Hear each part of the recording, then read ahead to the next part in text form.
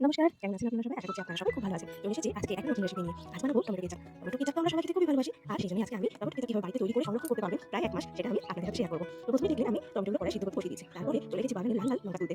আর এর মধ্যে দেখুন টমেটোগুলো সেদ্ধ হয়ে গেছে। আর যে লঙ্কাগুলো তুলে এনেছিলাম সেগুলো আমি ফুটন্ত জলে দিয়ে দিলাম। ওখানেই লঙ্কাগুলো সিদ্ধ হয়ে যাবে। টমেটোগুলো ফাটাফাটি হয়ে গেছে। এরপর কি করব? টমেটোর খোসাগুলোকে ছাড়িয়ে নেব। একটা একটা করে ভালো করে খোসা ছাড়িয়ে নেব। তবে একটু আধটু হলে কোনো সমস্যা হবে না।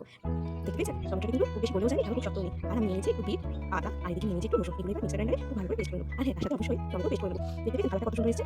বিট দেওয়ার কারণ হচ্ছে বিটের যে ভেতরের কালারটা তার জন্য। দেখুন কালারটা কত সুন্দর এসেছে। আর এদিকে আমি আবার নুন ধরে নিলাম। আর এরপর সবশেষে চিনিটা দেবো, সেটা ক্যারামেলাইজ করার জন্য কড়াইয়ে দিয়ে দিলাম।